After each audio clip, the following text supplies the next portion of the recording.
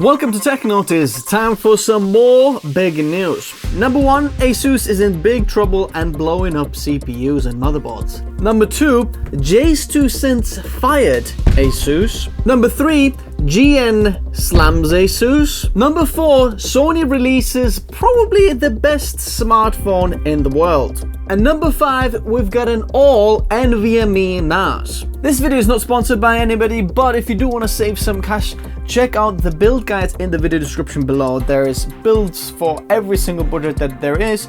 Pick the one that's closest to you, and then I'll explain the upgrades and downgrades in there. It's all linked there. And there's some more special deals in the video description, but I'll explain them later on in the video. So let's do the hot news first, which is the ASUS topic.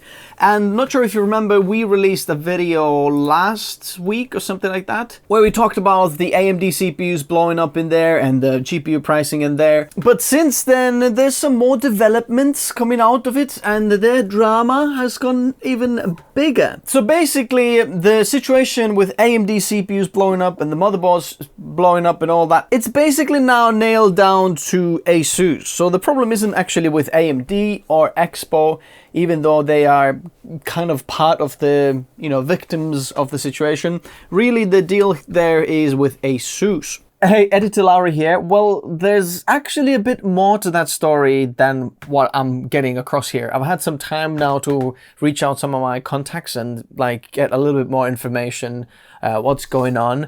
So I highly recommend you check out the whole part of this to really get what I'm saying, but I'll try to get the initial kind of statement, what I said a few days ago, out first. And that's a big thing because ASUS brand itself as the premium PC manufacturer. They say, look, our cards, our GPUs are more expensive.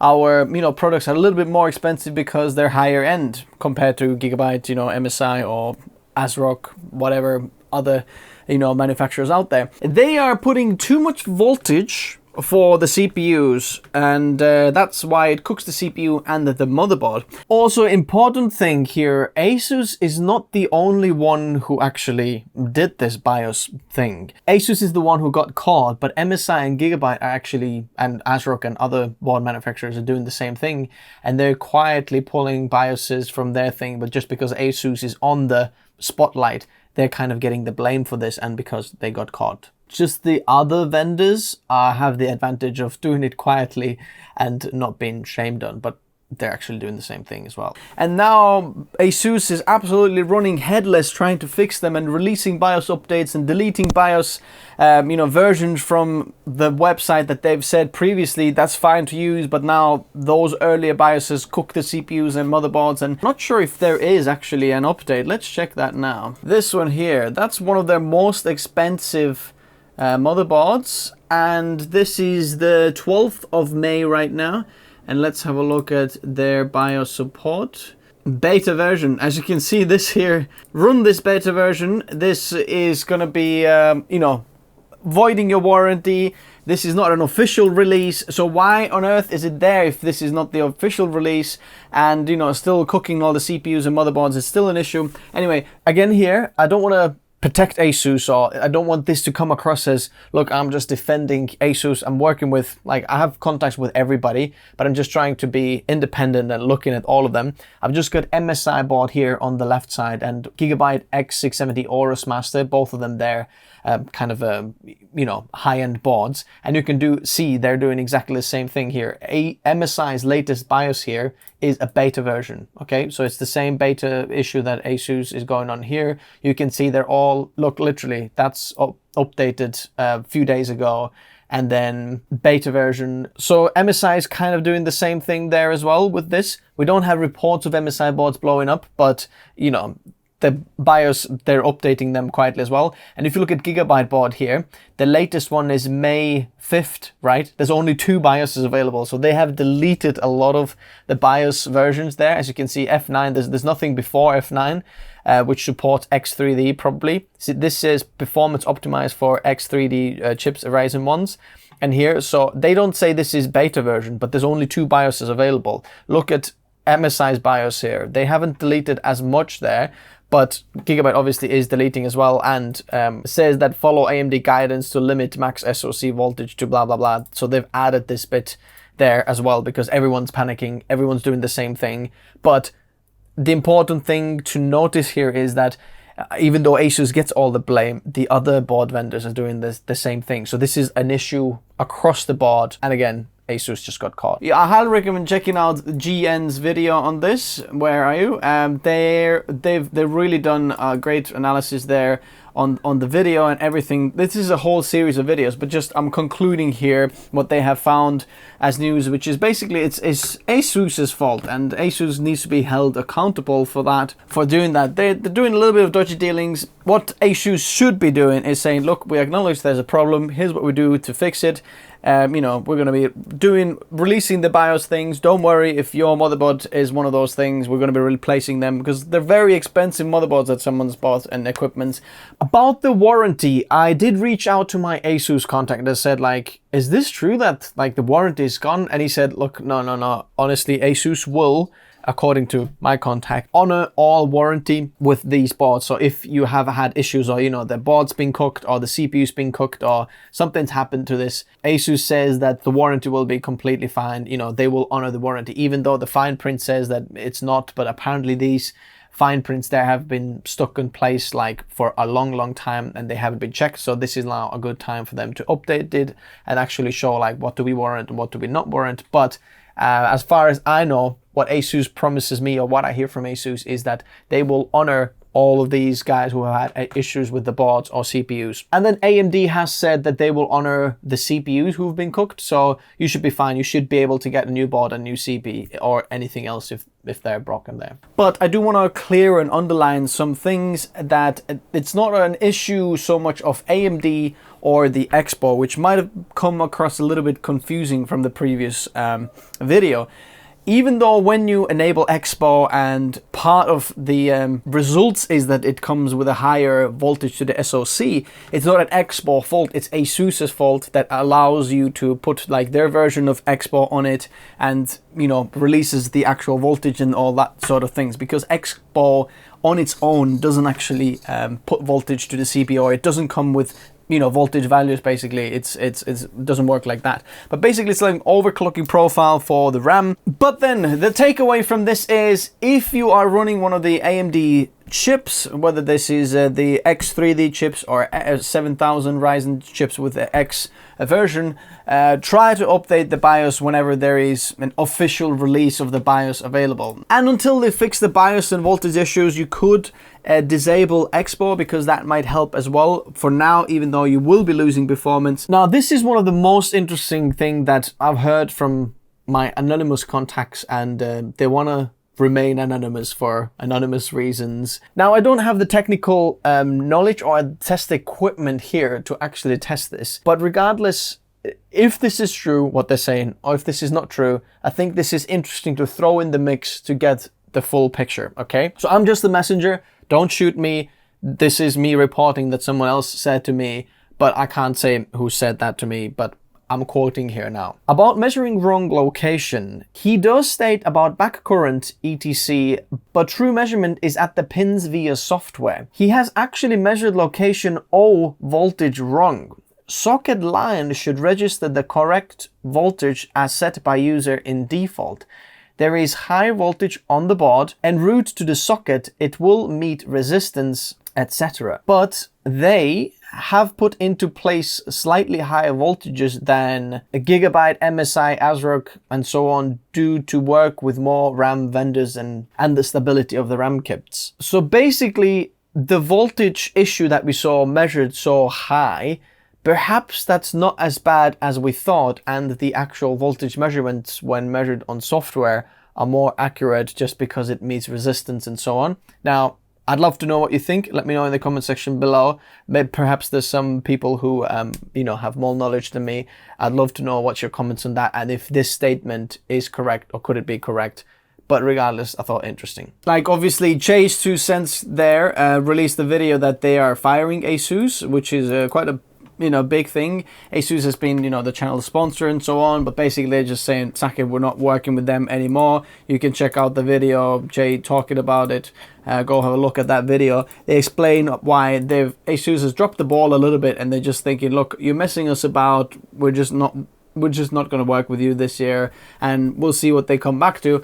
Does that mean that Jay's budget is available at ASUS? I'll take that. Put that budget on ProArt series of things, and I'll take that. I'll make that happen. So my take would be, yes, there is an issue with this, like AMD boards that ASUS has going on. Yes, and there is some decisions that they need to change how they handle that situation. But I don't think the whole company on its own can be just labeled as, don't work with them, don't buy their products. It's all bad. I don't think the issue is that bad. And as much as we see this being so traumatic, like Jay's here, ASUS, you're fired and we don't work with them anymore. It's not that traumatic. But those people who have had these issues, they're probably saying, look, no more of ASUS. And I understand. Moving on to Sony's smartphone launch. And I don't really talk about smartphones as much, but I somehow got my eye on this and I noticed this. And I think this is something a little bit different. Now, you probably know that Sony makes absolutely amazing cameras. Cinema cameras, mirrorless cameras, and one of the thing is like the camera quality. Sony is the biggest sensor manufacturer in the world. A lot of the other camera manufacturers actually buy sensors from Sony and then put them in their cameras. If I'm not mistaken, Nikon still does that. Maybe they've changed that, but a lot of smartphones just have Sony sensors in there because they're just the best at manufacturing sensors.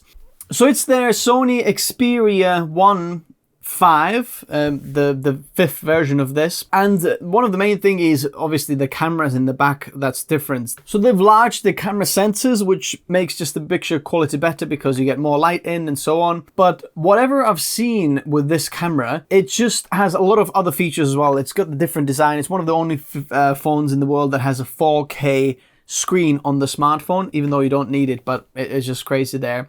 They got crazy good screen on there. And the actual aspect ratio of it is 21.9 ratio, so you can get very, very different kind of content view on this camera. It's more like a rectangular, like more longer smartphone there. Here's some of the footage examples that I've seen shot with this, and when I saw this, that's what I thought, whoa, this is good. So when you look at this, this is a front camera shot with this phone. Can you see the depth of field with this in the back? And the color rendition and the dynamic range. In the shadows here, underneath this cap, and then in the sky, you've got all this dynamic range, which is amazing from iPhone Nido. Go check out his full review and the shots of this, but this is, like, you don't see this from a smartphone camera. It doesn't look like a smartphone camera. It looks like a real, like a mirrorless camera. As you can see, this is his probably 8K Sony A1 or whatever he's shooting at, or FX3, FX6. But look at that. It looks so similar to that kind of camera feel, which is absolutely amazing. Another option here is from James Matthews. He did the actual promo video for Sony, I think. But when you look at the dynamic range of this, it's absolutely incredible. Like the highlight roll of this here, like the highlights and the shadows here, the amount you see in the shadows is just incredible. Look at that. Let's go back here for a second. Like this here, to see the actual bark on the tree on this side, and then the really bright sunshine on the sky there. And these shots, they're just absolutely incredible. Where is this other shot? Like this here as well. This doesn't feel like the fake HDR that you get with like some of the smartphones where they do it on software and then like double exposure and then lay the footage over. This looks very, very natural to me, and the dynamic range and even the focus of this is just absolutely incredible. I mean, look at this. And the slow motion, 120 frames per second, 4K now you can do. It's just absolutely incredible. Now, I don't know if this is 10-bit or 8-bit footage. I tried to find that out, but I can't find it out there. Sony hasn't released the specs really. You can pre-order it, but that's about it. Another news is from ASUS Store. No, they are not the same company as ASUS, even though it sounds like that ASUS storage, but it's not really. It might have come from ASUS, but they're really, really separate. They don't really have any influence on each other as far as I know. They have released something called Flash Store. And this is an all NVMe NAS, all M.2 SSD NAS, as you can see here. They've got a 2.5 gig and a 10 gig version of this available. The Flash Store 6 and the Flash Store 12. One of them has 6 NVMe slots in there and the other one 12. So imagine that, 12 M.2 NVMe SSDs. Obviously, they have their list of supported NVMe's, but there are some NVMe's that are 8 terabytes in size. So we could get probably 96 gigabytes just NVMe flash NAS. That's like so small. Have a look at this one here. That looks very, very interesting to me. Now, I'm not sure exactly the dimensions, and I'm hoping to get that in soon so we can take a look at this and have a look at the speeds and this, but this is very, very interesting. You can get up to 1100 megabytes per second because it's a 10 gig port there, which is very close to the theoretical bandwidth of 10 gigabit. Interestingly, you've got an optical out for both of them, USB ports, and then the 6 SSD version has two 2.5 gigabit LAN ports. So there's a little bit of a cheaper version up to 590 megabytes per second. That's when you enable SMB, but this 10 gigabit Ethernet port only has one 10 gig port there. It's available right now, and I'm going to leave it linked in the description below as well. But lastly, I also noticed that there is a special 3D sale on Best Buy. Now, if you don't need anything, just click off this video, right? Just go and get on with your stuff, right? But if you do are looking for some things and perhaps thinking, oh, I need a laptop or I need a smartphone, I need something, they're running pretty interesting deals out there. For example, this Zephyrus Z14, I've got this, where is mine? Oh, it's downstairs. This is absolutely incredible deal. $650 off. I know this is the last gen Ryzen 9 5900HS CPU, but this is incredibly powerful. I love the typing on it. It's 14-inch. It's got a lot of CPU power, pretty good GPU power as well. Worth checking out. I mean, there's so many of these that are on sale right now. So I'm going to leave them linked in the description below if you want to check that out. Also, because Google released their other smartphones, they're trying to get some more traction to themselves. Some of their Pixel 7 Pros here are, look, quite a bit discounted there as well if you want to check them out. And I found the Zephyrus 16 as well is $650 off if you want that one with 3070 Ti. Now, I know this is last year's version, but compared to the current versions of the latest deals, this is incredible deal and much more bang for your buck there. I know this is a gaming laptop, but actually you can get it as a creator. This would be a very, very good option. Look at that. That's good here as well. Legion Slim 7i 16-inch with 12700H and an RTX 3060. This is a very good option there as well. Anyway, thanks very much for watching. Let me know what you think in the comment section below.